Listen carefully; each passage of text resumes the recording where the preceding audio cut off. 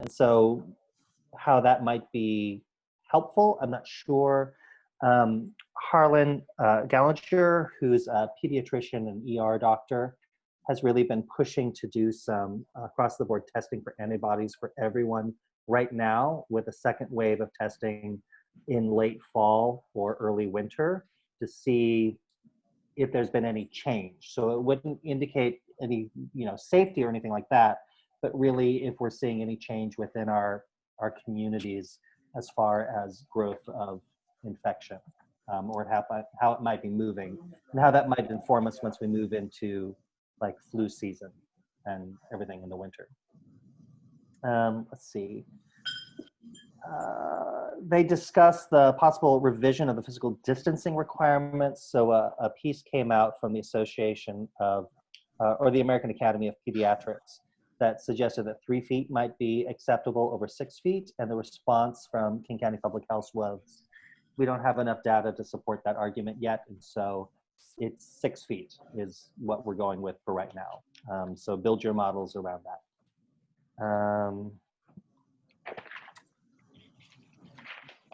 Let's see, there was a request to establish a 24-hour dedicated phone line for K-12 education during the first several weeks so that we could report cases, what was happening. And the response was that they're really working with their investigators to investigate active infections and contact tracing there. So they didn't see that they would necessarily be able to create a 24-hour phone line where you would get someone to talk to, but certainly through their email databases, you can report issues and ask questions,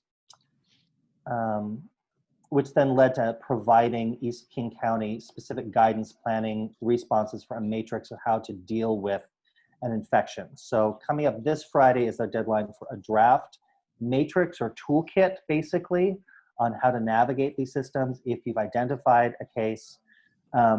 So that draft hopefully should be within their community by Friday, hopefully something more formalized by next Friday, which of course really means like 3 to 4 weeks out. But they're developing a toolkit that will include FAQs and everything for parents and educators and everyone involved. When you say they, Department of Health? Department of Health, King County Public Health, yeah. We're collecting data right now to provide for them of what questions you would like to see asked or answered on an FAQ for staff, for school districts, and for families. And some of that includes like, what is your risk factor of exposure? And that's something we discussed. And they said, if you're doing all the layered protocols, your risk is actually quite low. If you're washing hands and wearing face masks and social distancing and clean air and all these things, even if a student within your classroom were to contract COVID, they might need to be quarantined, but that doesn't mean your class needs to be quarantined. It doesn't even mean that siblings in their own household would need to be quarantined. So getting that information out so that people have a better sense of exactly what exposure looks like and what the different levels of risk are involved with that, so they can make a better decision. And I think there's a lot of questions and concerns floating around, and they recognize that. Then I think that really covered. I mean, that took up, we had an hour and a half with them, and that took up the bulk of it. And then there were just questions about, as they've done with restaurants, they've, depending on the phase, have said, restaurants can open at 25% capacity or 50% capacity, and have they considered providing the same guidance to schools as opposed to social distancing 6 feet? Would they provide guidance saying, open at 30% capacity or 50% capacity? And they said that because schools vary enough within the county that they don't see providing guidance like that, but rather allowing what is required of 6 feet of space or whatever, to know what space you have, what your classrooms look like, so that you use that formula to figure out what your capacity is. And I think the East Side group was looking to have some more uniformity as to what we would all be able to do open-wise, and it looks like we probably won't get that guidance. But I think that covers most of the topics that we had. And certainly if tomorrow's our deadline to answer or send back some questions we'd like to see on those FAQs. I sent out a note to Deborah and Donna if they had anything, but now that I can talk to all of you about it, if you have things that you would like to see answered in an FAQ through King County Public Health, you can send that to me and I will forward it on to Harlan Gallinger, or you can just send it directly to Harlan, and you can get his email address from the Issaquah School District website. Yeah. Thank you. Yeah. So Maggie Ty, we're getting an update from Brian about the Eastside Directors meeting last Friday. Thank you. Well, sure. And does anyone else have anything pressing that they want to let us know about? Okay. So we are back today to continue discussing Fundamentals 4, 5, 6, or what were formerly known as Fundamentals 4, 5, and 6. I think I can pretty much safely say that at this point. And we were tasked with, we had the 3 kind of sections, for lack of a better word at this point: educational environment, skills and knowledge, and agents of change impacting the real world. And listed in it, Maggie Ty had summarized what she put in there, and we were each tasked with kind of taking a deeper look into that, making sure things were where we wanted them to be under the appropriate category. If this is like, if we are still continuing to be comfortable with these categories, no tied to names or anything other than the category generally itself. And then if there are any recommended changes to how they are lumped together or have been lumped together, what are they? So does anyone want to start? If no one else does, I'm happy to, unless I see someone jumping. Brian? Yeah, I had, in kind of reviewing it, I still had that question around Fundamental 3, certainly within that second skills and knowledge grouping, but also those last pieces of responsible decision-making and citizenship, especially citizenship, I see also kind of bleeding over into that agents of change and impact in the real world. So I could see Fundamental 3 bleeding over into that section potentially as well, specifically through citizenship. Okay.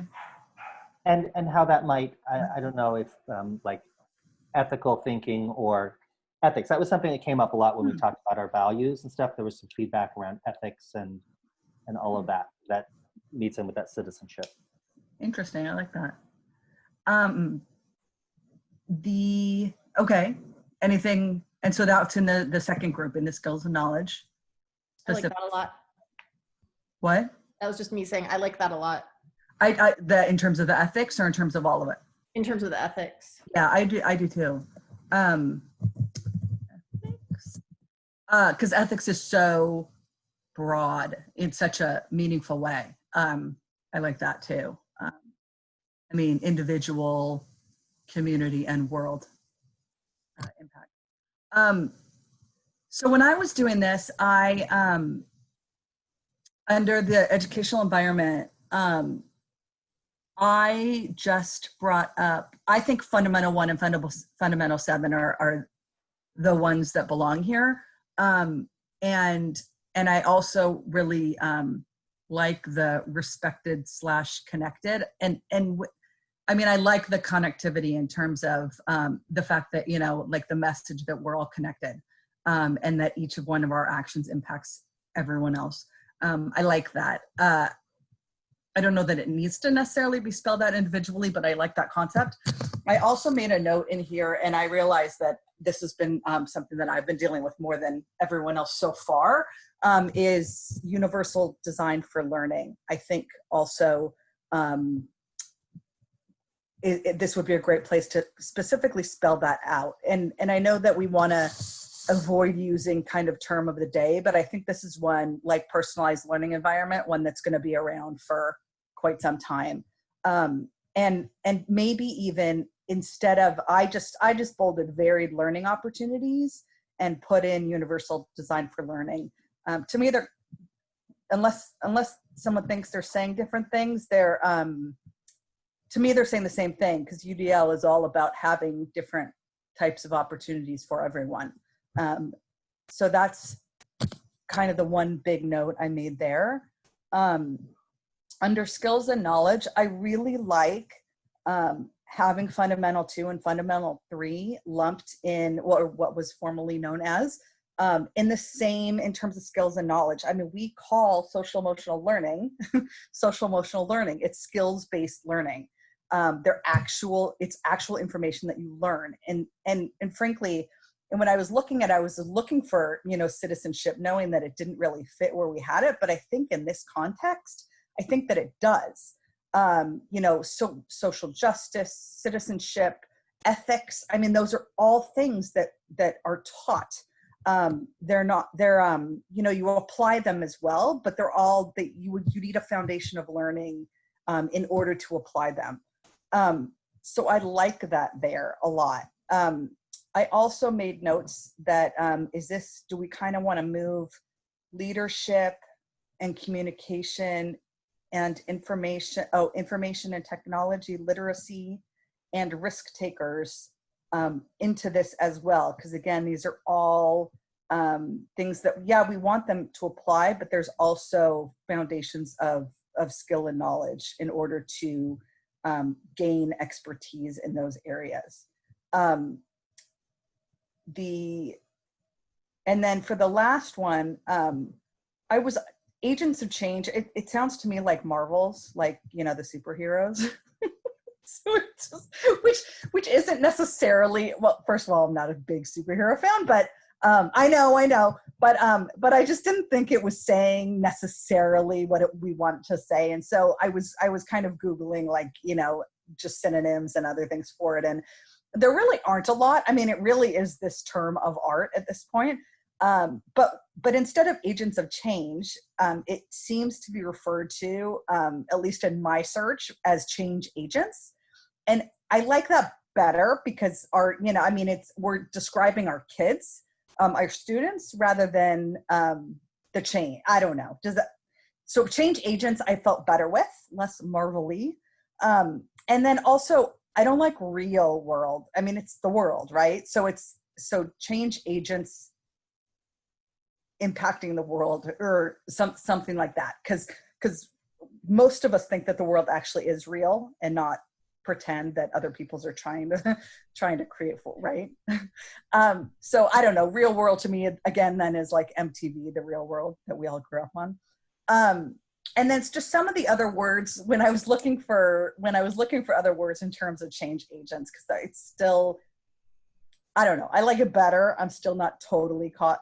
It still hasn't totally clicked, is innovators and visionaries. I like too. When there were descriptions about change agents, those words I was drawn to as well.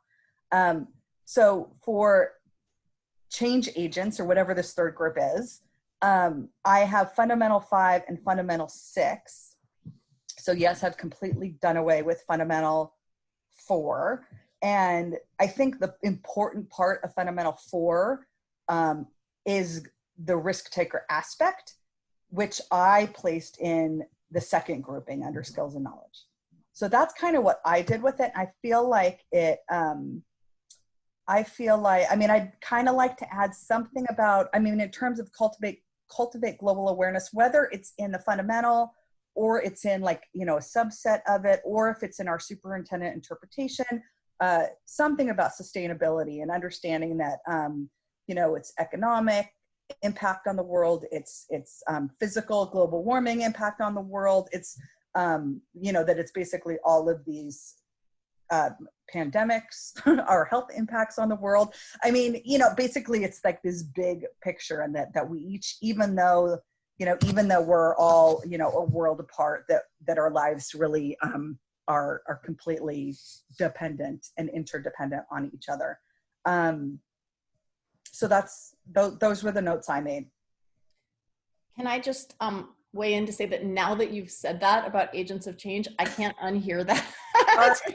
And actually what's coming to mind for me is agents of chaos from the old Get Smart show, right? Like that's not what we want. I would love to put in a vote for innovators, because I think visionaries are like kind of one in a generation kind of thing. But like when we say agents of change, we mean kids who are going to see new ways of doing things and who are going to try new things and come up with new solutions. And to me, innovators kind of wraps all that up into a concept, while at the same time being less kind of political-ish than change agents or whatever, like, you know. So I love innovators, and like innovators impacting the world. Yes, agree. It's not like the real world versus the fake world. So I really like that. And just in general, I feel like that's a thoughtful set of changes. And yeah, goodbye to Fundamental 4, in my opinion. So that's just my 2 cents or 4 cents maybe. David, Tam, anything jumping out at you guys?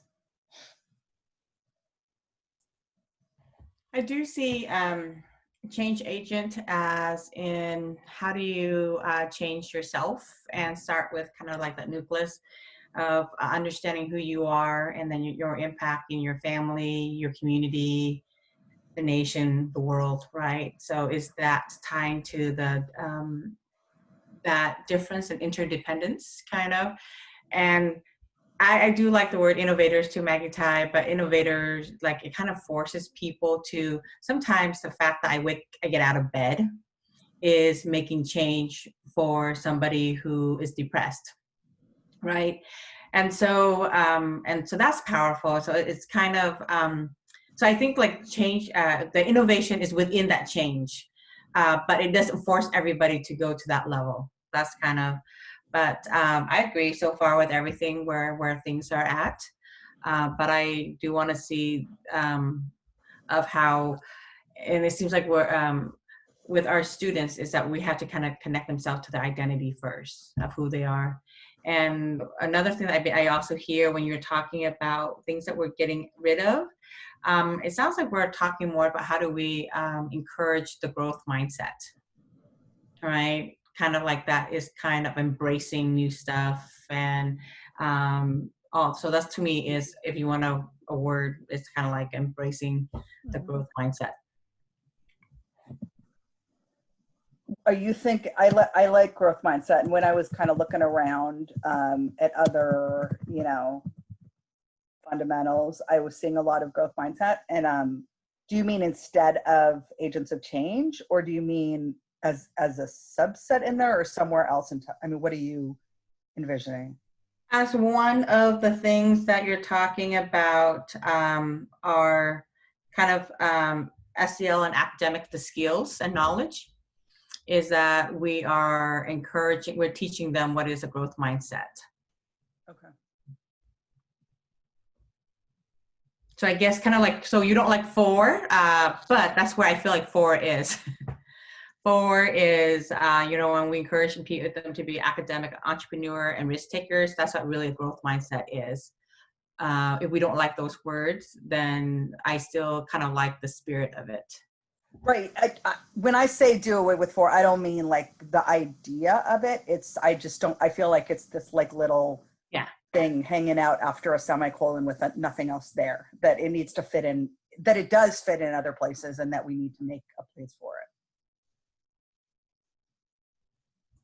I like that.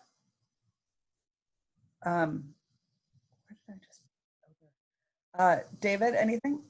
Oh, Maggie Tai? No, I was just going to ask a question. So from the note I had written at the top of the page, are we trying to write like a sentence for each of these broader kind of fundamentals and then have like bullet points underneath, or what are we thinking in terms of the structure of this? Let's let David go with changes and then ask that question next. Okay. So some of them I had citizenship. I keep thinking is social responsibility. So it kind of brings in ethics. It brings in thinking about climate change, energy usage, how do you interact with people around the world, or the pandemic issue is social responsibility, public health is social responsibility. It seems like it's something, it's maybe a more modern term than citizenship. Citizenship kind of has lost some of that meaning over time a little bit, I think. I do like growth mindset. I like the idea for fundamental for whatever it changes into to talk about that.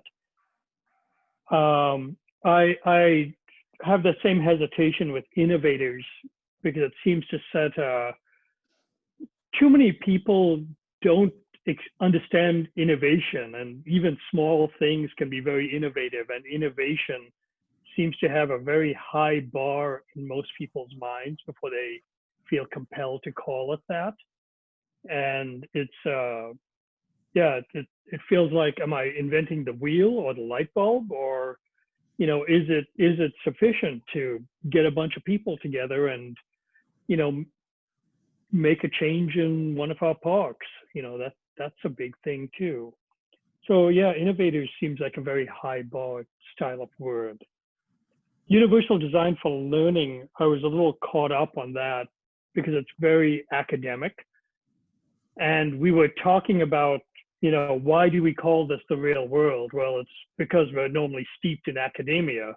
And so when you're always in academia, you talk about the real world as this alternate reality that you venture out into every now and then.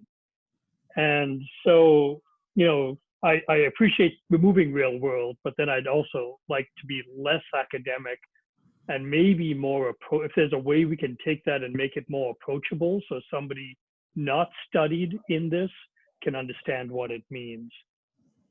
I think we also took out the technology literacy item. I think information technology literacy, we pulled that out completely and decided it doesn't belong because we added it in. We added computers into one of the other fundamentals, fundamental 2, as Donna was pointing out.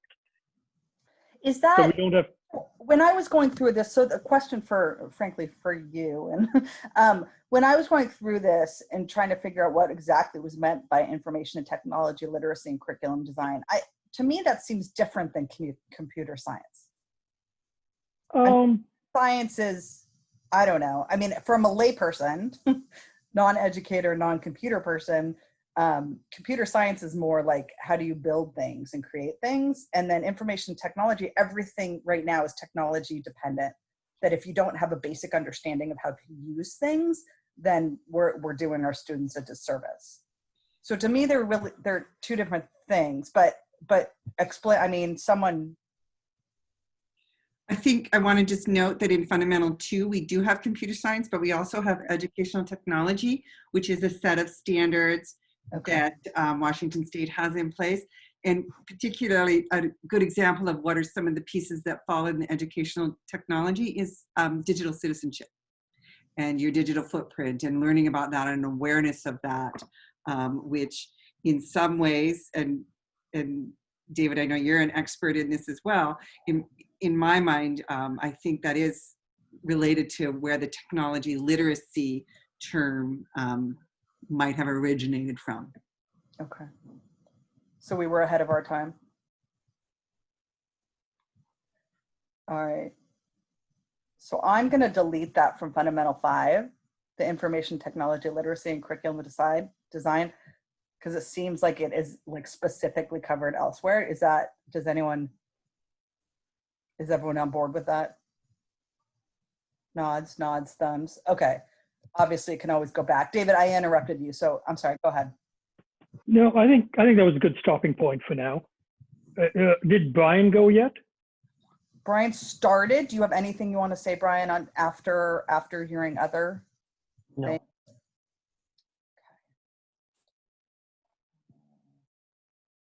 Okay.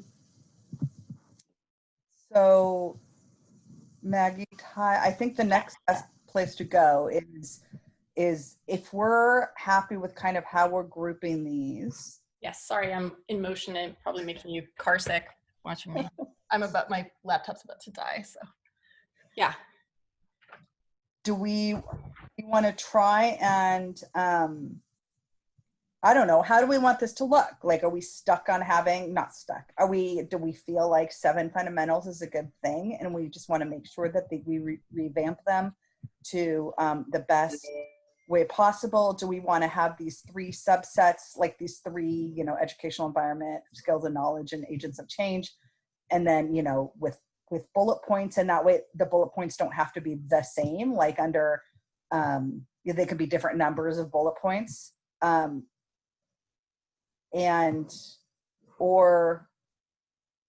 like we can do kind of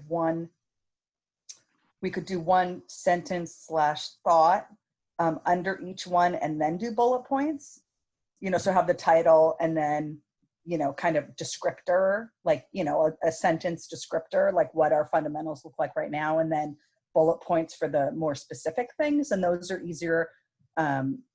That might make it easier to be able to,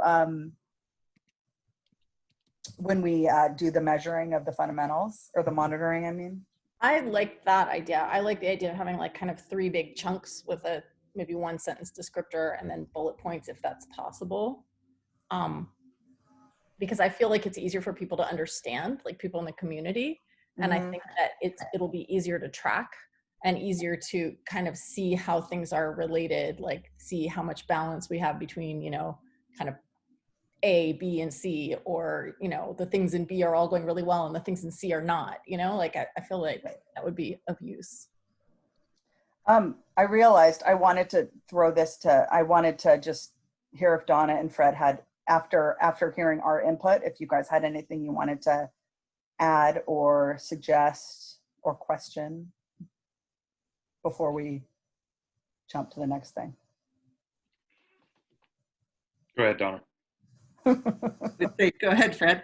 A couple of things that I noted. I really did like, I don't think we've used this term before, the social responsibility. I think that really speaks to a lot of the conversation that we've had, especially around 4, 5, 6 and citizenship and where does that fall. So I do like that term.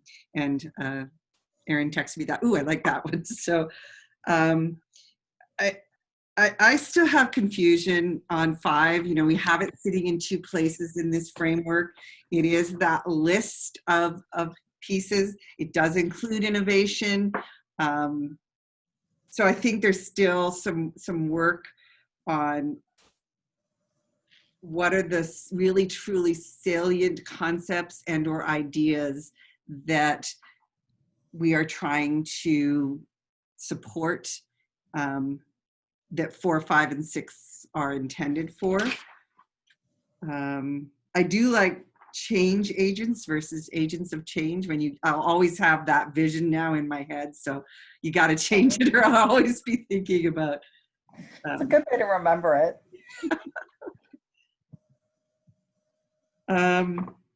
And I know we've come back around to risk takers more than once as well. So where that fits, I would just really caution about, I think one of the things that's happened with the fundamentals a bit is, again, things have been added. And so sometimes the ideas sit in more than one place, and that does,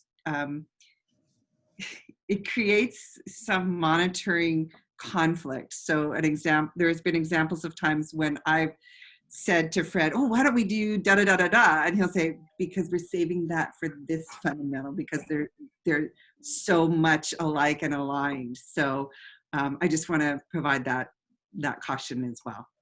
And I know Fred has more to add. Well, actually, just building on that, Donna, to be honest, I've had the opportunity to kind of take my interpretation, I won't call it a synopsis because it's my interpretation of your meetings recently, and really take them back to the learning services team and talk to Jamie and Nova and Sue-Ann and Beth and Ann Dreves. And they're really running with a lot of concepts that you're talking about in their minds. And when I say that, not running out ahead of you, but running with some ideas around what can we do then in learning services to make things a little bit more cohesive and coherent in terms of how we're doing, President Laura, you had mentioned the work we're doing with the Inclusive Education Grant. So how can we make sure that all of our professional development, all of our approvals of different activities are aligned to some of those components? And if there were fewer fundamentals, which you had brought up that I talked to the learning services team about, they said it'd be much easier to also then align goals around bigger, broader areas and then have more discrete examples of how we're meeting those goals. When we do site visits then with you as a school board in some of the schools, if we only had 2, 3 and 4 fundamentals, maybe we could illustrate some of those fundamentals in live time, not necessarily just at those meetings when we report it to you. So we've been running with some ideas and actually feel like this might be able to allow us to be more strategic. And then looping in, Donna, your focus priorities, I think, we can kind of make this a tighter knit package that looks more like a strategic plan rather than capturing everything possible in education. So that's feedback from our team. Great. And just so the board knows, we haven't done a report in a long time with the Inclusive Practices Group, just because, to the board, obviously, because the spring, we've been working some, but not to the extent that was planned. But one of the very first goals, at least drafted at this point, is really getting the district wide, from the littlest little to the, to alumni, in terms of defining and universal design for learning, and teaching that it really is beneficial to all learners. And I mean, it enhances learning for all learners. So it might not seem to have a place right now, but I'm worried that if we don't have it in there, that it's gonna, like in a year from now, we're gonna feel like there's something missing. So we can always add it as we're more comfortable with that, but I'd also like to see us jump ahead. So Donna and Fred, if you guys think that if that kind of belongs in a different place or in a different way, I mean, do you see what I'm saying with that, based on what that group's goals are? I do, but I also hear David's voice about, do we want to really use that term UDL? We use it a lot with educators. And so I'm wondering if there might be, Fundamental 7 talks about inclusiveness. I was looking around for my notebook because I've been, sketching out kind of revisions to the superintendent priorities, especially as we're in this ever-changing time. And this is just a real kind of rough draft and a blush of it, but inclusionary practices. Sometimes when we talk about those, UDL is one of the many list of inclusionary practices. There are many others, but I think that the idea of the work that we're doing in our classrooms in educating our students, we are focused on pedagogy and best practices that are inclusionary for students. So maybe that term might fit or works somewhere a little bit better.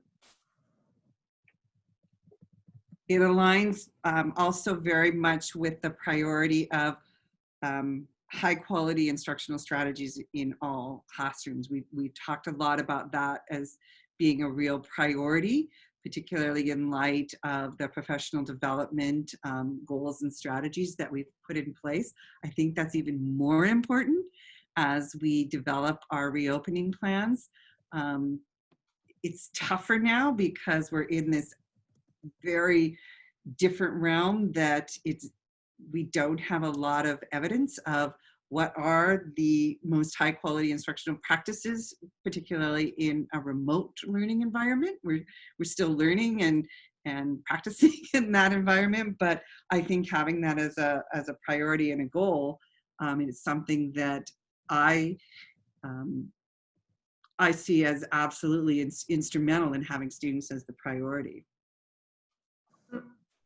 I feel like we could include the term UDL if we're doing bullet points, because we could make it one of the bullet points and be like, you know, inclusionary practices include, you know, like, okay, that's repetitive to say including, but something like including, you know, universal design for learning, capitalize, so that people know, oh, that's a thing I can go and look up and learn about it, you know, rather than just kind of throwing it into a laundry list as it, you know, as it would go if we were keeping the format that we have right now. Does that make sense? Like if you break it out into a bulleted list, I feel like it can stand on its own a little more if we want to put it in. I was just going to say though, I've been kind of going through and bulleting things in the text, trying to see which things fit where as bullet points. And I think that once we actually start that process, it will become a lot clearer kind of what fits and how much detail we can kind of afford to go into in each section. And then looking at Fundamental 5, where it's currently kind of bridging the two areas, if you actually just break that up into the things that are more skills and knowledge versus the things that are more like kind of characteristics that are, you know, sort of related to being a change agent, it becomes much more obvious, I think, kind of how that's going to get spread out. And so, for example, I would actually argue strongly in favor of putting back in the information and technology literacy as a set of skills for kids to learn. And you're totally right that it's different than computer science, but that's knowledge and skills that all of our kids need in order to kind of do the jobs of tomorrow and like succeed in school, right? Kids need to know how to make a video and how to make a PowerPoint and how to, you know, collaborate with their classmates on Zoom or whatever now, you know? So I think if you put that there, then you put maybe communication and collaboration into kind of the characteristics under change agents. And so it's like, what are you doing with those skills? Great, we taught you, you know, computer literacy, we taught you, you know, analytical thinking, but then what are you going to do with those skills? So Maggie Tai, would it be possible if, because we're talking a lot and I like to see things, it's kind of like floating all there. Can you create a Google Doc that we can all share and work on it and kind of screen share it right now so that we can actually move things around? So I was going to say, could you put it on your screen and and we can share your screen? You're on mute.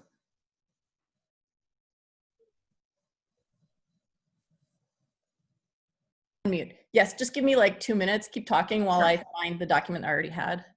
So I just want to comment on the UDL versus inclusionary practices. I like inclusionary practices. I'm fine with that. What was bugging me was the inclusiveness that's in the current Fundamental 7. I don't think it describes what, like, do we all want to be friends?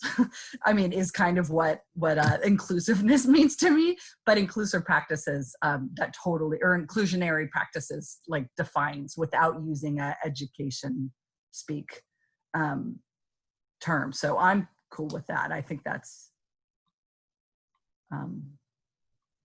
hits the concept. I think it's interesting in the anti-racist workshop that we did with the professional learning, the facilitator broke down diversity and inclusiveness as one pillar of the work of anti-racism, and then added equity and justice as another pillar of that. And then the third pillar would be cultural competency. So almost exactly what we've done here by breaking down from environment to building skill and capacity to then actual impact and how we function in recognizing what we're doing. We've got kind of cultural, inclusiveness and diversity as that environmental piece, cultural competency as that skill that we're building and we're learning. And then that final piece of justice and equity is in the actual review and constant review, which goes back to that environmental piece, right?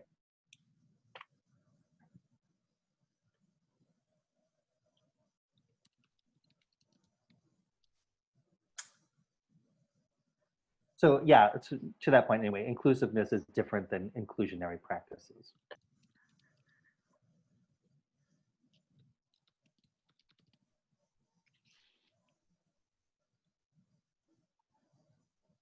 Maggie Tai, if you would like to share the document with Fred and I, we are co-hosts in the meeting, and we would then, one of us would be able to screen share.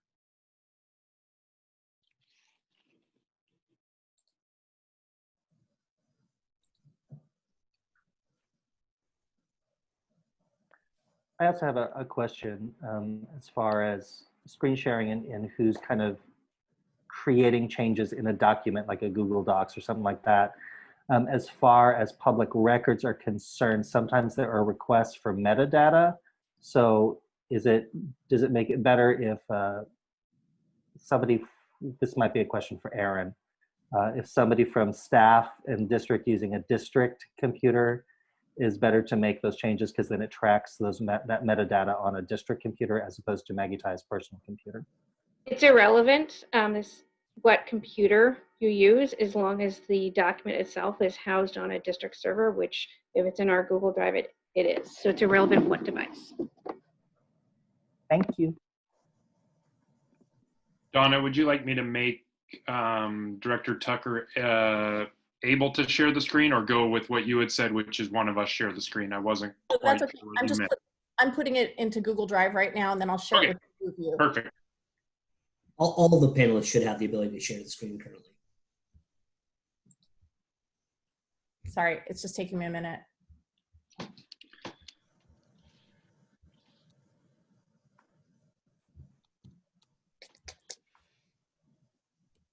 Okay, everyone should keep talking. Fill the void. I will say that presupposes you're using a district Google Drive, correct? I am, yes. Perfect. That's why it's taking me so long. Okay, there we go. Then when someone feels like it, they can teach me Google Drive 101 because I wouldn't have a clue how to do this. Yeah, but you know what? I'm not sure it's gonna I'm okay with it. I'm comfortable with that.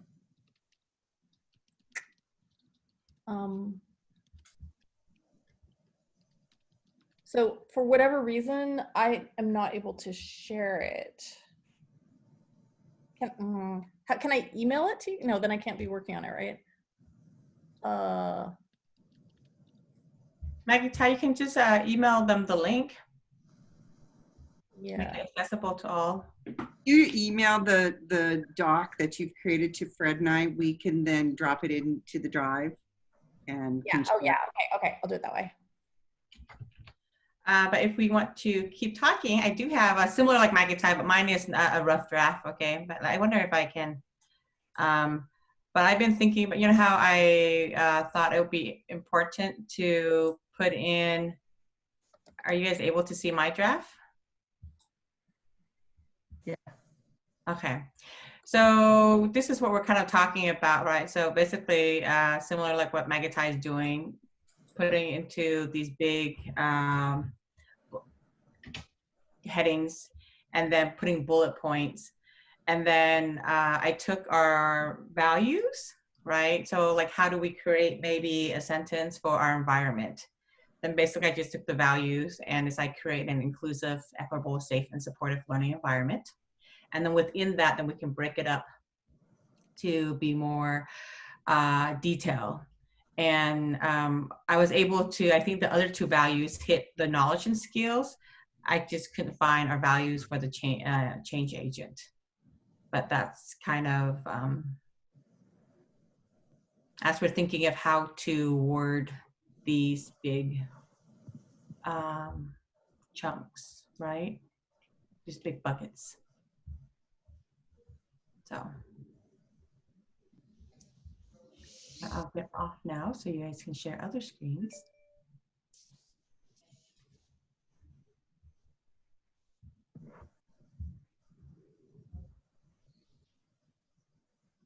I guess it's not really in values necessarily, but it certainly is in vision, inspiring our students to be lifelong learners as they create their futures. That's what I was going to say. And then mission really is the third group.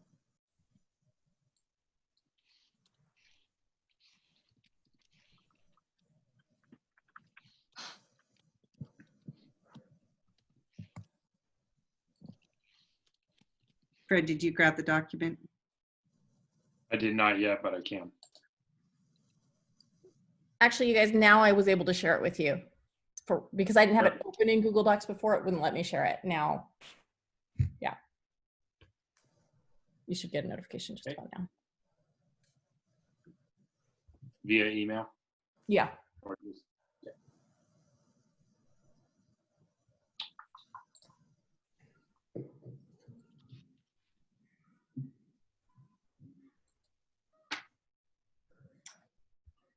I can share.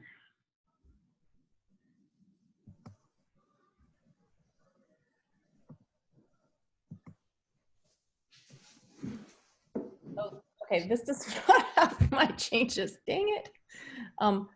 As soon as you're sharing it, I will copy and paste in the changes that I was just making. They're not showing, so. There it is. Here we go. Okay.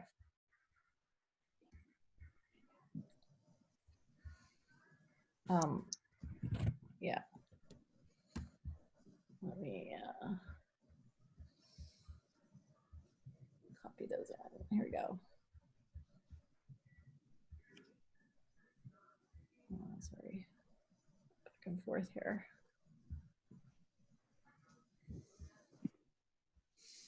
Sorry, everyone. Okay, this is under skills and knowledge, and here we go, skills and knowledge. Yeah. Can you see that I just changed? Yeah. Yeah. I'm not making any editorial decisions here. I'm literally just copying the individual bullet pointing things.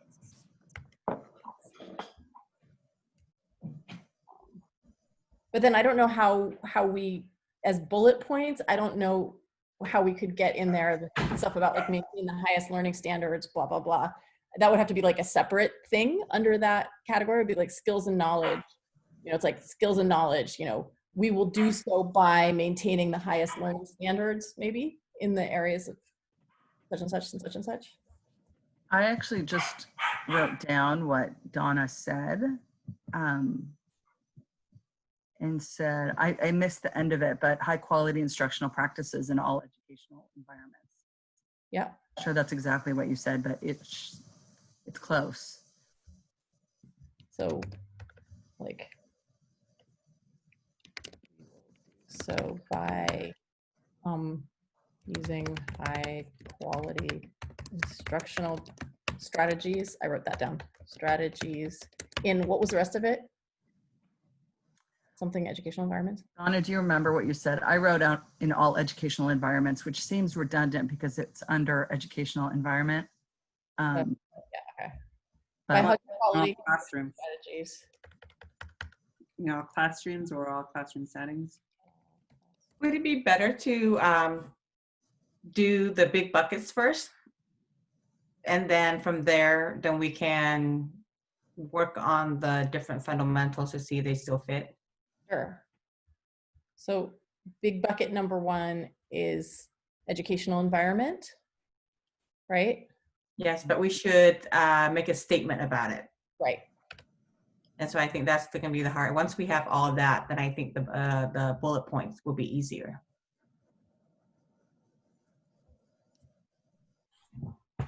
So somebody make a statement, I'll type. I thought we were going to do the bullets and then create a statement.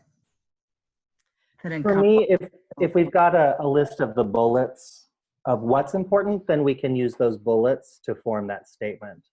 Yeah. Like it's creating what are our beliefs, and then how do we fine tune that into what do we do? It's using Senec's golden circles. Okay.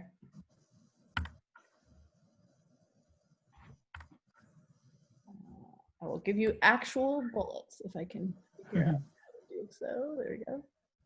Okay. I'm taking out the numbers, right? Because those are kind of at this point. Okay.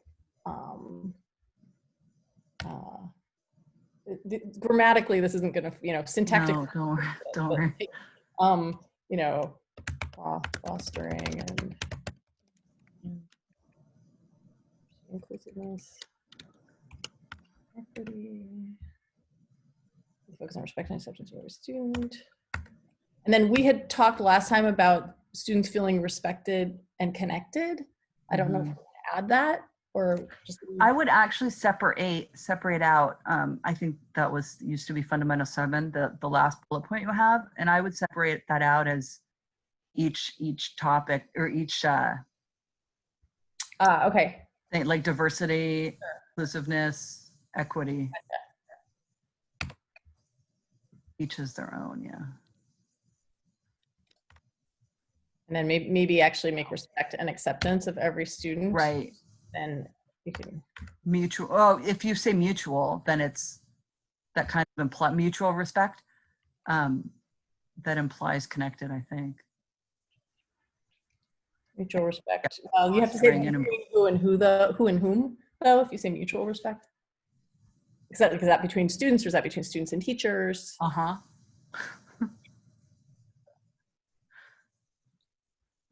I think for the environment, well, we have to kind of break down within the environment, is it, even though these are student-focused fundamentals, right? How students feel in the environment is really the relationship with the teachers, with the school, with the system. And so are we teaching them about diversity, inclusion, and equity, or are we creating like a school environment where the teachers reflect, you know, these diversity, inclusiveness, and equity? Are we having the larger system reflect this? And so there are nuances of between curriculum and school environment. And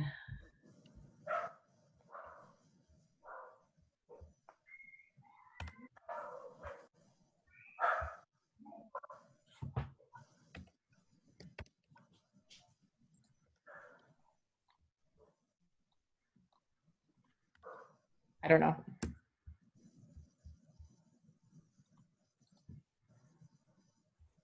I think isn't this sort of one thing, or I don't know if we ended up deciding to drop the risk history.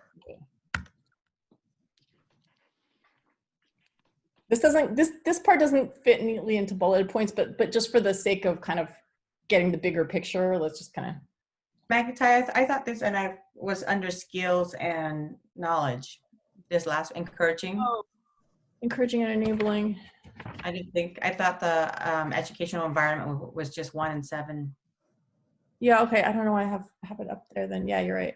So I think under, I think 4 fell under environment, because it's establishing an environment where it's safe to take. That's right. Okay. But it does seem like it actually fits better in, so actually the second part, it's really like allowing students to, you know, pursue, you know, okay, these aren't bullet points, but you know what I mean? That goes there, and then the skills and knowledge part kind of comes down here, right? Either there or to the next section.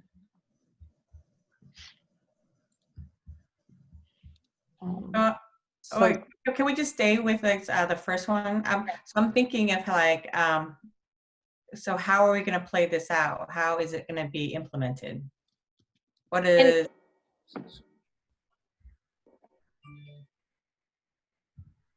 Maggie Ty, are you the one sharing the screen? No. No. Donna is? Donna is. Can you enlarge it a little bit just for I see a lot of people squinting. Oh, sure. Of course. Well, I'll just make the font bigger. How about that? No, you don't need to make the font bigger. It's just, there you go, perfect. So it fills out more of the screen. Okay. Yeah, the fundamental 4, as it falls into this bucket number 1 around the educational environment, I really see that creating the environment where students can be risk takers and can be academic entrepreneurs.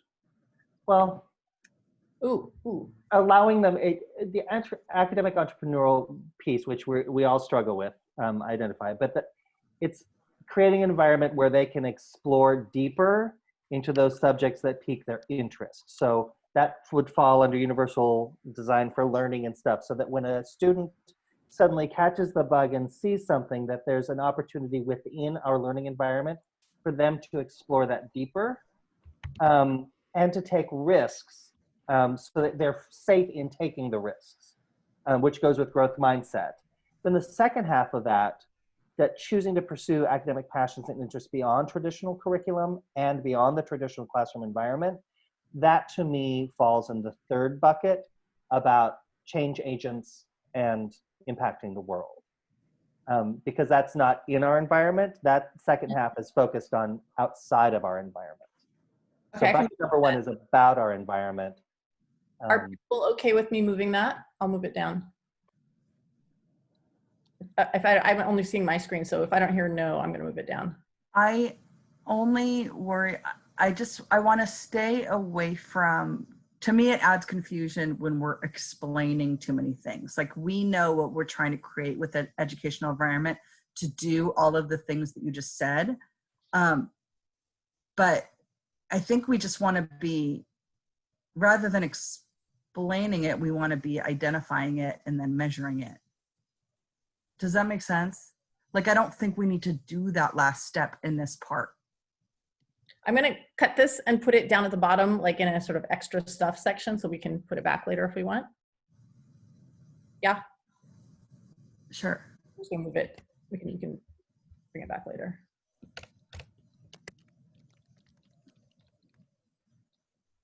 Because I would argue that actually, in the interest of kind of streamlining, that this varied learning opportunities responsive to students' strengths, needs, interests, and passions kind of covers those other concepts, you know?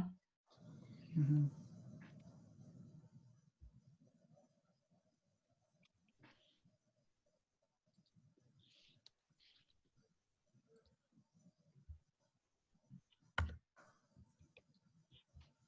So when I broke it down and on my list, I created these little kind of side things underneath each bucket.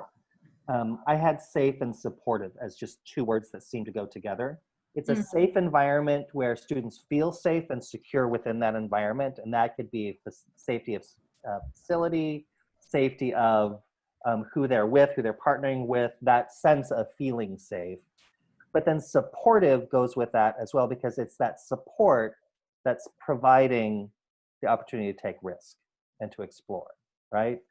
So yeah, instead of explaining it out with all the stuff that was in Fundamental 4 of encouraging and enabling students, acting entrepreneurs, risk takers, blah, blah, blah, just saying safe and supportive, which is up there at the top. I'm reorganizing these a little bit just to kind of make it flow logically. So it's like, first you have to have a safe and supportive environment. That's that base of the rocket ship platform, right? And then we offer differentiated instruction that is student-centered, and we have inclusionary practices. So we make sure that there are things that, you know, students can do at every level, kind of. And then finally, the more broad spectrum, like we give varied learning opportunities that are, you know, responsive to students' strengths, needs, et cetera. That is covered in differentiated and student-centered and inclusionary practices. So do we even need to say that fifth point? I would try to boil that down to access and opportunity. If I were going to take that and boil it down to two words, and I had a lot of two-word things under bucket A, or that first bucket, is access and opportunity. So access to experiences and the opportunity to explore them. Access and opportunity are two different things for me.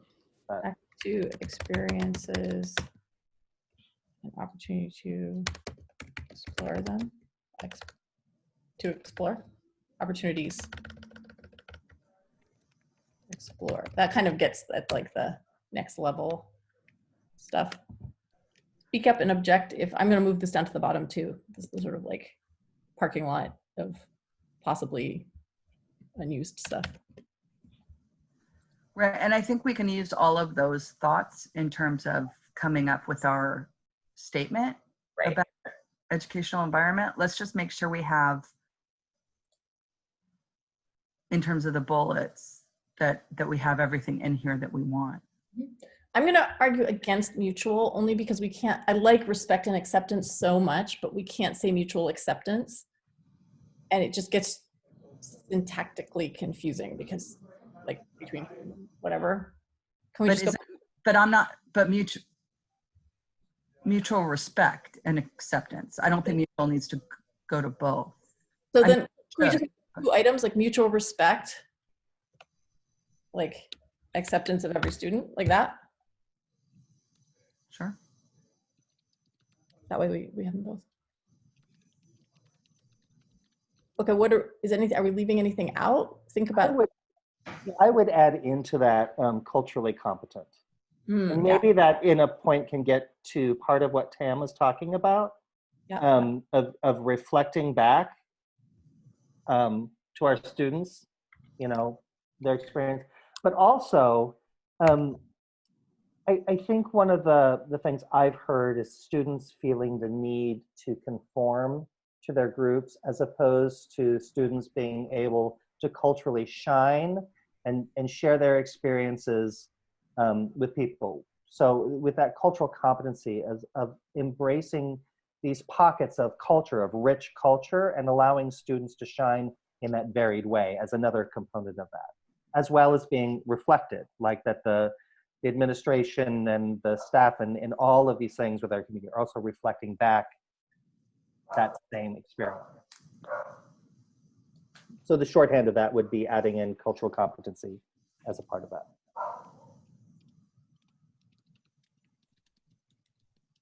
I agree. Okay, can we move on to skills and knowledge unless, is there anything like Fred or Donna that you feel like we're missing? I don't see anything. I mean, it'll be easier to know, I think, when we look at it in totality rather than discretely, to be honest. So moving on makes sense to me anyway. It seems to encompass mainly Fundamental 1 and Fundamental 7. I know that pretty much you moved 4 down. The only thing I had written down in my notes that everyone seemed to have agreement on was the use of the words growth mindset. And so I don't know if that's something, Megita, you want in the parking lot, or does it belong here? Does it belong? Where does it go? Is that a skill?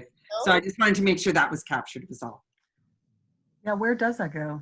I think it's a skill. So I'd put it with like critical thinking or with self-awareness. It kind of goes with like SEL, you know, like self-awareness, empathy, social emotional intelligence, like growth mindset. Whoa, that's tiny. While we move to the second section, I want to just respect everyone's time and this beautiful weather outside. It's 10 after 6. So my proposal is that we keep doing these bullets, that we focus on the bullets for each 3, and then we can come back Thursday and like our homework will be to, you know, try and draft a sentence or statement for each one. So I'm just trying to kind of think ahead and plan next steps, but just throwing that out there. That seems reasonable. I think we should also be explicit about what fundamentals are inside each of these buckets. And I think we took out the numbers, but it might also help to keep track of the numbers so that also when we do the history and compare against previous years, we are clear what we're comparing against. I'm certainly keeping that in my notes, David. I'm making that same connection. So I admit 1 and 7 are definitely encompassed in educational environment. I don't know what's going on. I'm not sure where 4 is going to go now. Okay. Right. Well, it's pieces, just like 5. There's parts of it going in different places, I think. Yeah, for me, the enable students to be academic entrepreneurs and risk takers is captured in bucket A under that safe and supported drop down. So yeah. So it's in there. It's just not called out the same way. That's fine. I'm putting it in the parking lot down at the bottom. Director Janini Upton, in I think it was it may be in your current version, but I think it was in the one you presented last meeting. You had dispositions with skills and knowledge.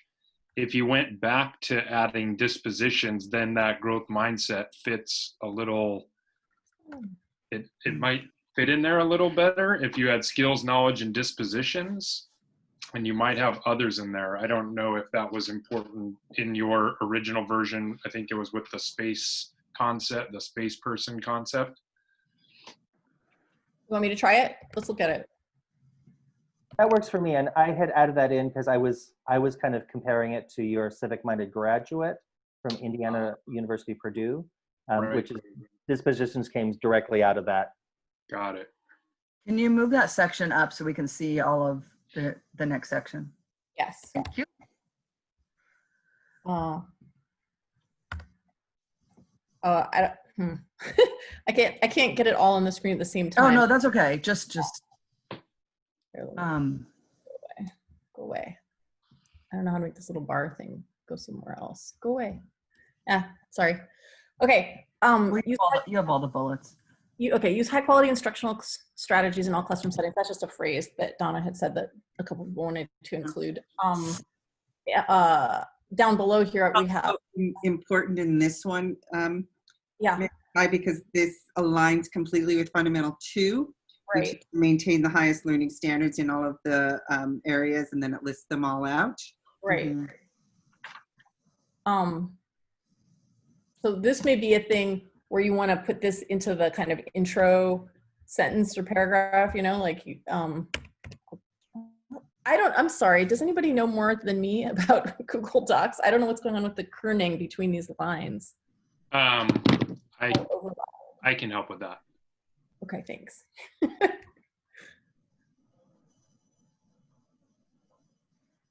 You can keep going. I can fix it. Okay. But I think that yeah. Maggie, thanks for being a risk taker. Oh yeah, thanks. I'm outside my comfort zone here in the area of technological skills. But it's totally innovative of you because you're a risk taker in learning. So it goes back to the use of those terms for really want them to be. That I need help. So I think, so those, okay, I see. You've got the maintain the highest. So, yeah. Okay, I mean, I guess that can just be one bullet, right? I mean, we're not going to mess with that language. Yeah, either one bullet, or like it could be part of the intro sentence, right? Could be what I actually am drawn to this so strongly is that it's on equal footing with other things rather than the past practices of making reading, writing, arithmetic the most important things. Thank you, Fred. Yep. Right. So then I think just a bullet like the other ones. A bullet with all those things as part of it? Just for now. Yeah, okay, fine. Sure.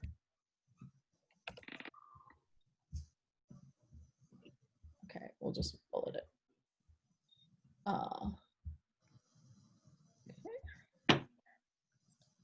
Because that comes straight from Board of Education, right? Is it Board of Education that it comes from?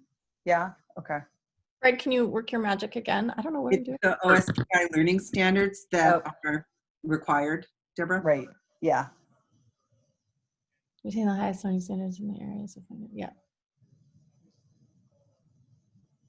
There.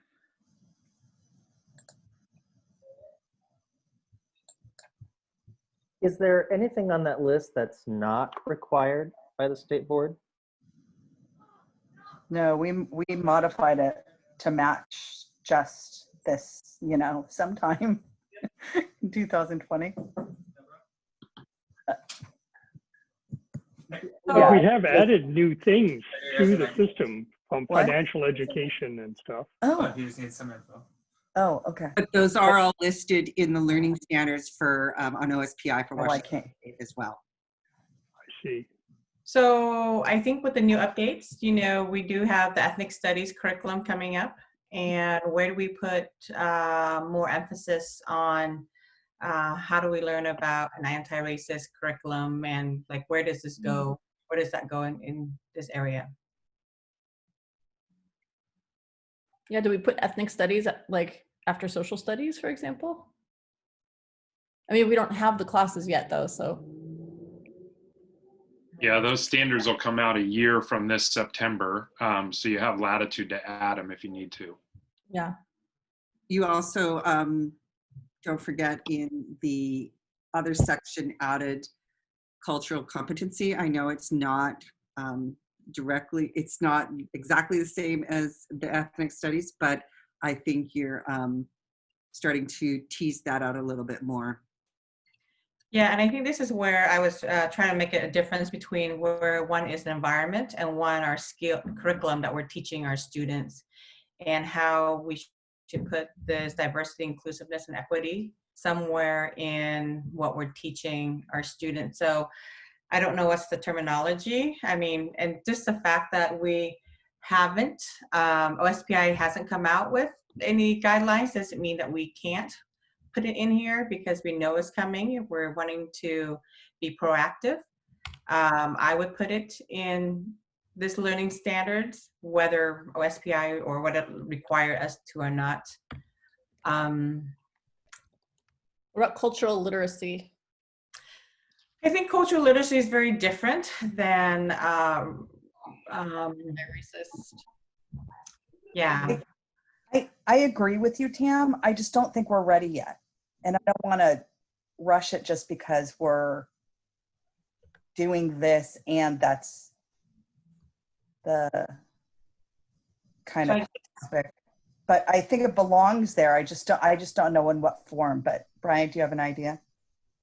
Well, part of what I was trying to get at earlier with, we've got this laundry list of stuff in there, but it's all already required as a of it.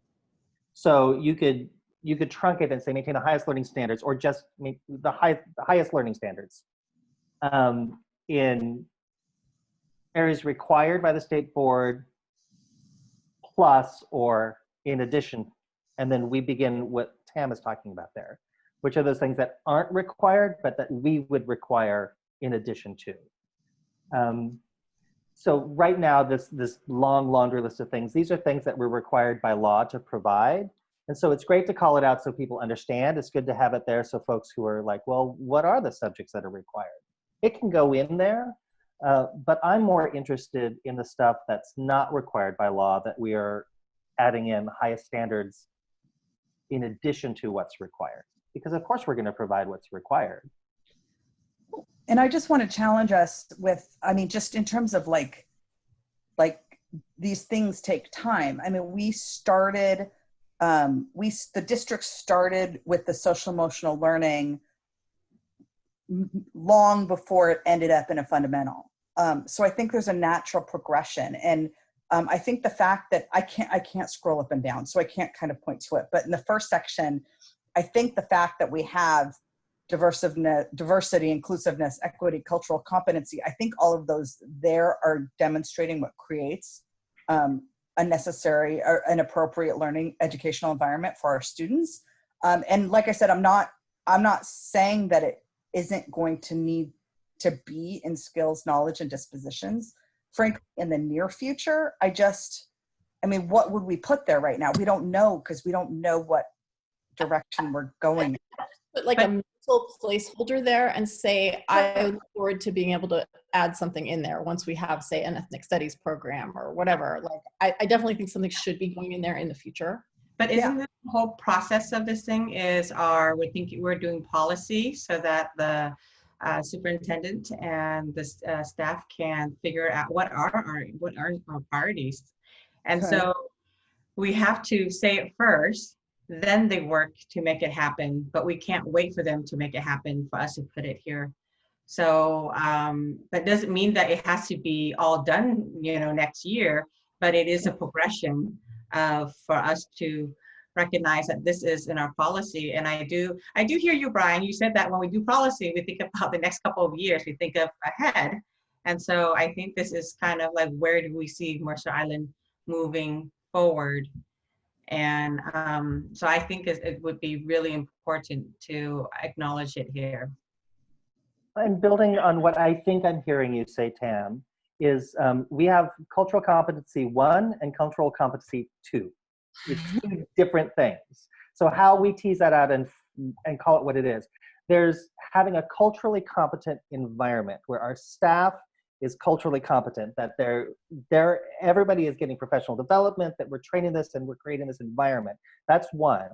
But then there's actually teaching cultural competency to our students so that they become culturally competent. And that is in skills and knowledge and disposition.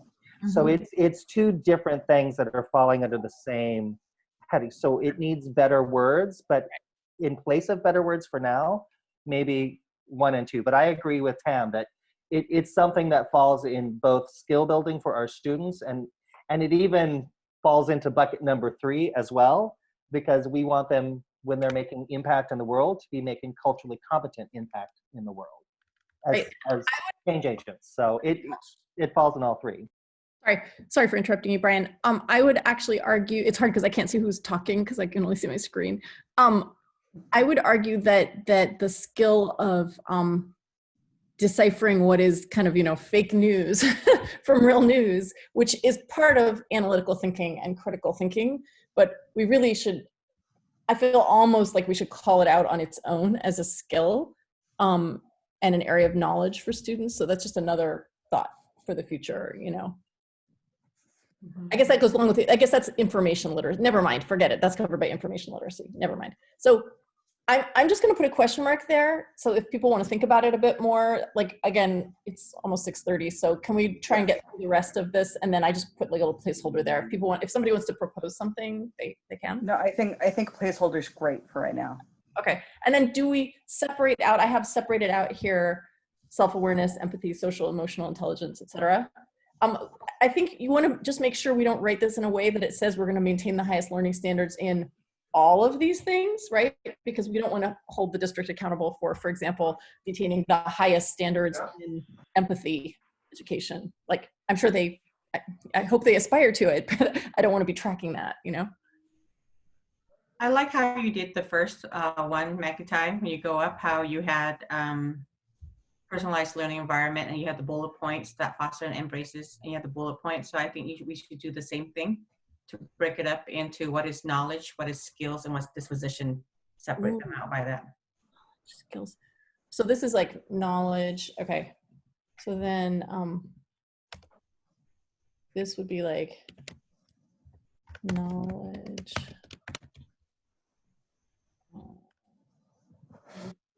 And skills would be skills. And dispositions would be, are these dispositions?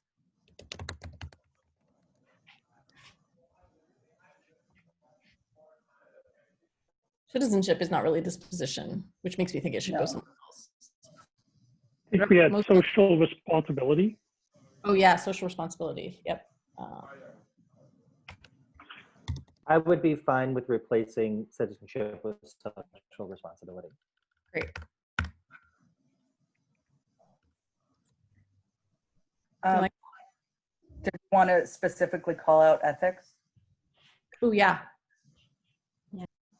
I would put ethical decision making instead of responsible decision making. I think that's a skill. Yeah. Right. I think that's probably more important than cross-disciplinary, like ethical decision. That's so important, and that's a great place for it. Yeah, I like that. Great thought, Tam. Take out the bottom then. Responsible decision making. Right here. Yeah, we have social responsibility. Yeah, I like that. This is shaping up nicely. I like this one. Are we all good? Can we move on to? Can we look now at what we haven't used yet? What are the leftover bits from Fundamental 5, right? So we've already got analytical, okay, we've got all of these things. So this is what we're left with. We already have information and technology literacy. This is what we're left with from 5. So let's see if we can, do these belong in this section, or do they belong down in change agents?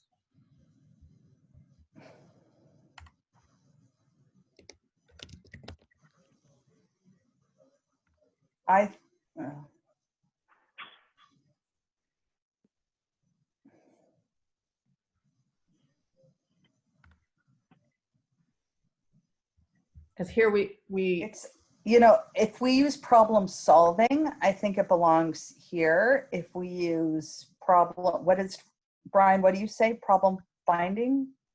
Oh, problem finding, yeah. Then I think that would go under change agents. What? I don't take credit for that. I love it, but that's Donna. I know you don't. I know. I was going to say, I know you did. Yeah. But if we call it problem finding, yeah, I think it goes under change. You want problem solving up here?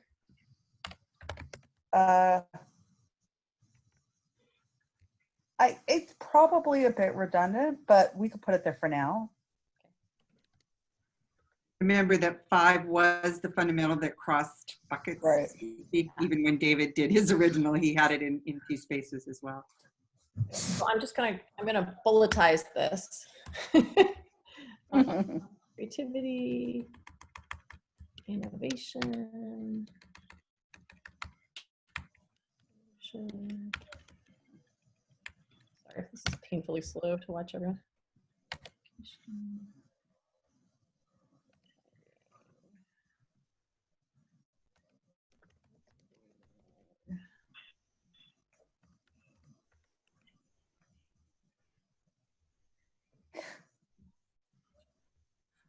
With that list the way it is, I wonder if growth mindset fits better there. I feel like growth mindset is really about knowing yourself. So I feel like it goes really well with social self-awareness and empathy and all that stuff. Okay. Yeah, I kind of like it where it is. Change It's agents. something that you're teaching them to do. You're building that capacity, right? When then they're exhibiting that in the real world, it shows flexibility and agility, and it shows up differently in impact and how they navigate the world, how we navigate the world. Is this the place where you want to also put risk takers? That was a term that more than one of you had used. You had even talked about innovators versus innovation. And so that I was scrolling up to see if I missed it somewhere else, but that was one that is incumbent in what's currently fundamental 4. You know, and maybe that's actually using innovators instead of innovation. I think, I can't remember who made the comment that it's like this big scary concept, just like change is. And to be an innovator might be less scary than innovation. Because, yeah, I don't know. But then they have to be communicators and they have to be collaborators. You know, and that I was actually thinking that, and I think that maybe is a good thing. Except for being a collaborator. This is describing our students, like what types of learners, teachers, future leaders do they want to be? I'm just going to make a note because that's a great question. What kind of parents do you want them to be? What kind of, right. Again, getting back to that, because there's always that drop in the business community that we identify them from cradle to career, and it's how about from cradle to full-blown people? Yeah. Brian, you circled back to the profile of a graduate. So creative, we want them to be creative, innovators, we want them to be leaders, we want them to be collaborative, let's say, instead of collaborators, we want them to be communicators. Again, now I like this because this is like using those skills that they learned in section 2. They're using those, digital skills or whatever, they're good communicators. So problem finders. They're globally aware. They blah blah blah. Finders there. But as I'm looking at all this, shouldn't these characteristics be under our knowledge, skills, and disposition? It could fit under there too. And when we want change agent, is this a place where we're giving them opportunities to apply their skills? But I can also see what we put on here. It could fit under the knowledge, skills, and disposition. Mm. Yeah, I see it that we teach the skill and develop the skill and support all of it, but then we want to see it play out, right? It's the 2 sides of that. I would add in here, going down to the extra stuff with the whole exploring beyond the traditional tra-la-la, to take from our mission, vision, values, just lifelong learners as a, because I think that's basically what that's all trying to say, is just lifelong learners, right?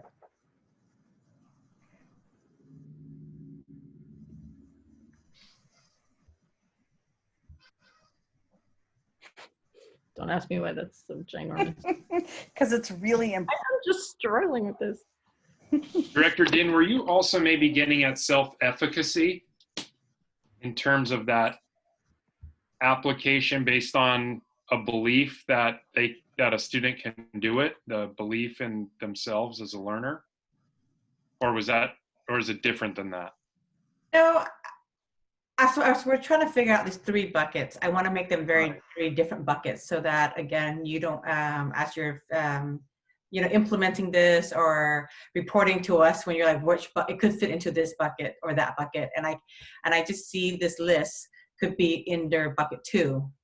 And so then, should we make this bucket more, yes, for like what you're saying, should we take it one step beyond than just character, dispositional traits, right? And offer this, and and is this going beyond that basic education? What we're really allowing, because it's basic education, just those high standards of those subject matters.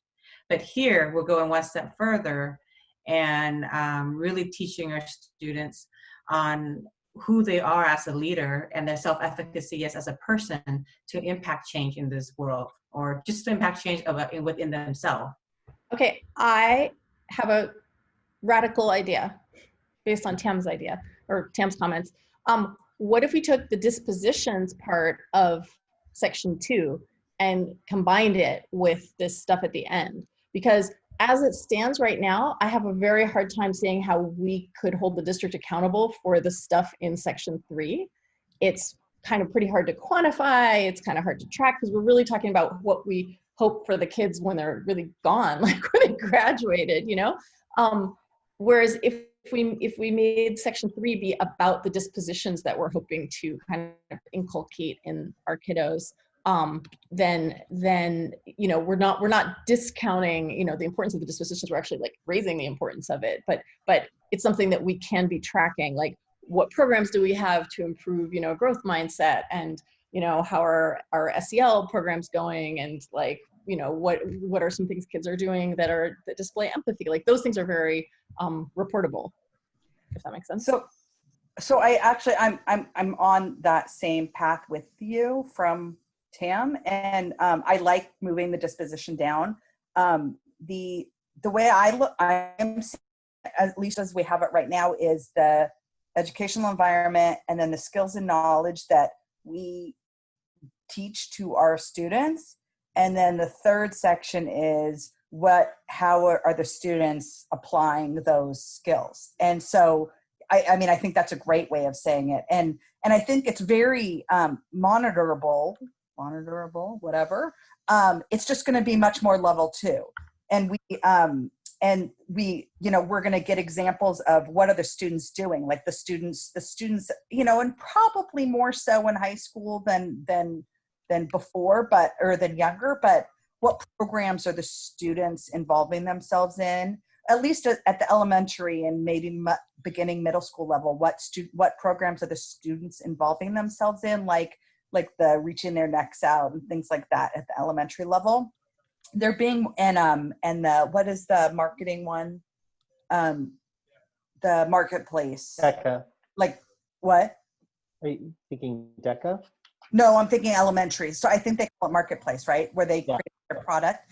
So things where they're more spoon fed because it's age appropriate, right? But they're taking things that they've learned, and they're applying it age appropriate, educational level appropriate. Our high school students are creating things. I mean, they're pushing for curriculum that they want to learn. They are creating clubs. They are the ones, they're, choosing the social justice programs that they want to involve themselves in and bring them back to the community, like Black Lives Matter and and no place for hate, things like that. Like they're going out. So those are very specific examples of, you know, hey, we provided this education for our students and here's what they're doing with it. And yeah, we could take it further and measure it once they graduate, but I don't think we even need to. I think they're doing so much with it now. What about this? What about dispositions versus roles?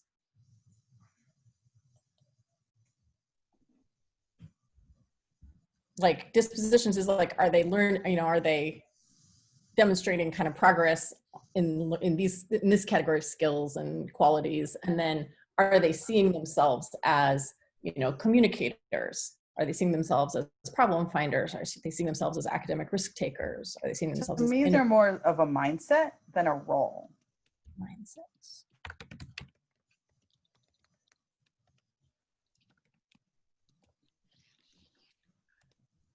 Well, it's interesting when I go back to when we monitored just recently Fundamental 5.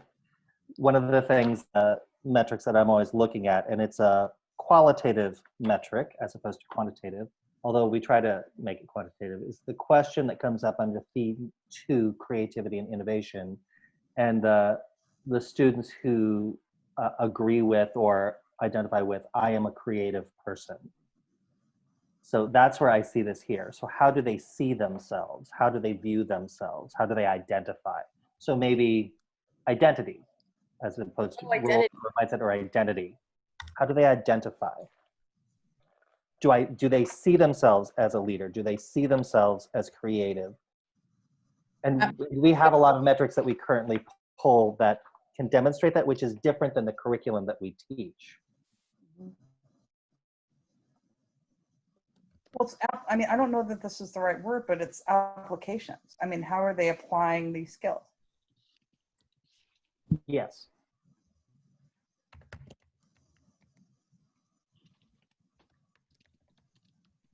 And that's where that bucket originally kind of was set, as was the application. I like this a lot. Whatever we call it, I like this concept. And I want to end, if we can, with lifelong learners. That's like very kind of poetically appropriate to kind of.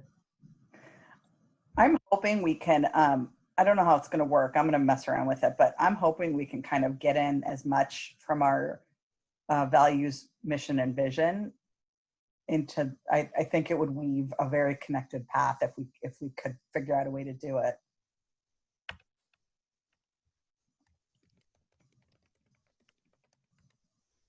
Reminder to consider and continue to think about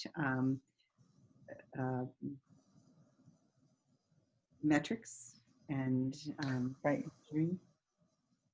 I know that's what staff is thinking about as we look at these. Certainly, to Brian's point of here was something we already have, and we are going to be able to, you know, weave many of those pieces because you have taken the actual words and language from the fundamentals, just put them in a different format. Do you think the staff or us have the, because when I see this, I see a logic model of how do we kind of push this out. Are the staff familiar with the logic model? Can easily be more done versus the board members who may not? It would be a harder time for us to, I don't want to create more work for people, but I think with the logic model, it would help people to see this more clearly, and it would help us with also the activities and metrics as well.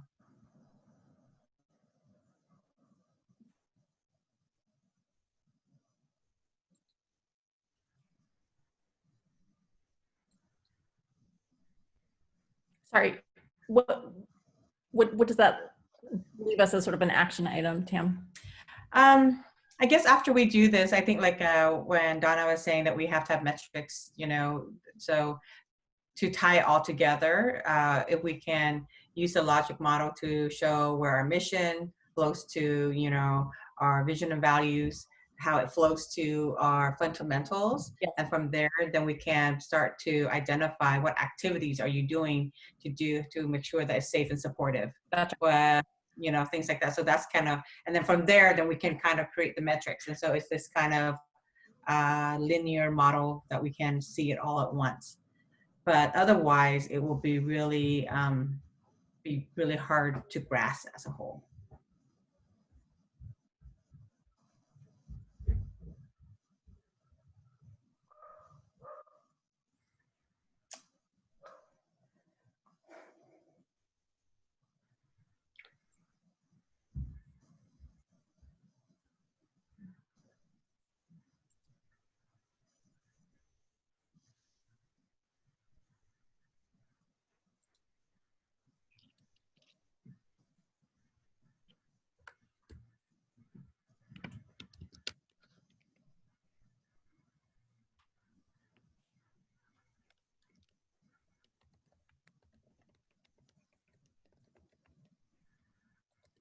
Oops.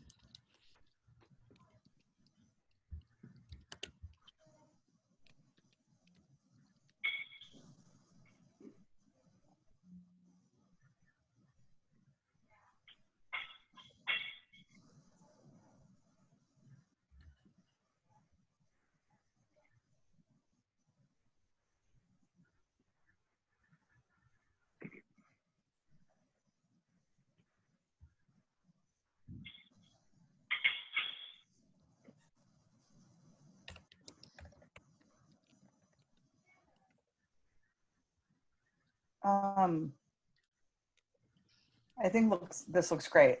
So does everyone feel good about next steps for the next meeting, which is just 2 days away?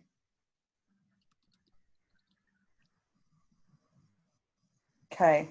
And we need to be thinking about metrics, but what I have in my head is that once we kind of have, you know, a stronger draft of this, we'll then go and pull from the metrics that we have and kind of place them where we think they need to go, and we can kind of decide if we have gaps that we need to fill or things that aren't as relevant anymore that we can take away. The biggest thing that would be helpful from like the administration is if something just jumps off the page here as being impossible to measure and impossible to track, it would be great to hear from them about that at the next meeting. Not that we might not later also run into things that are difficult to keep metrics on, but just if you're like, whoa, that's completely impossible, better to flag it sooner rather than later. And I would assume that the superintendent interpretations would continue to go into greater detail, just like we've always done with the fundamentals. So would then give that space for what does this look like in a classroom across the different ages and stages in the district.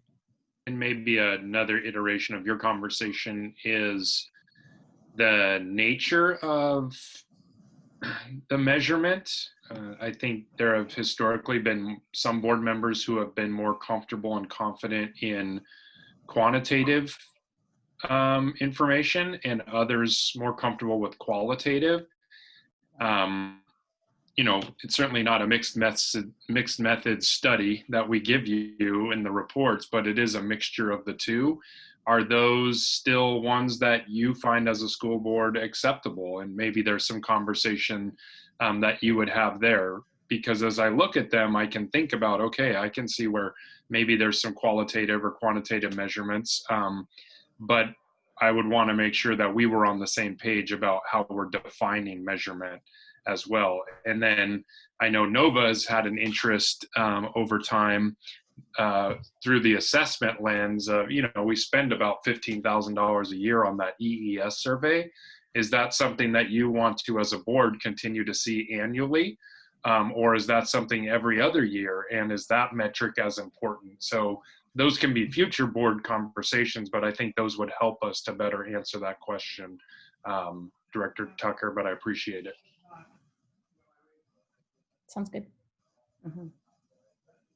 But it'll be interesting to kind of separate as we look at these things, because we went from 7 fundamentals to 3 buckets, which everyone went, yay, and then suddenly it exploded into 40 subsections. So and now administration went, no. No. But then as we look at this, I think we can parse out too, there may be some of these things that really fit more accurately in operational expectations, which is just like a hard stop. You know, this is an absolute expectation that this is taken care of, as opposed to a goal that we're making reasonable progress toward. Does that make sense? And so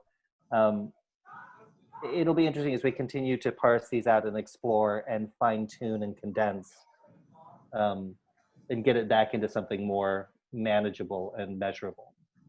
Well, and it also doesn't mean, I mean, because these are, I hear what you're saying, but we, you know, we don't need like 3 examples of every term that we have in terms of measuring every year. Like, you know, these are the broad concepts, and, you know, we have the broad concept, and then these are the types of things that fit into those broad concepts. So, yeah, but I think what expectations are important.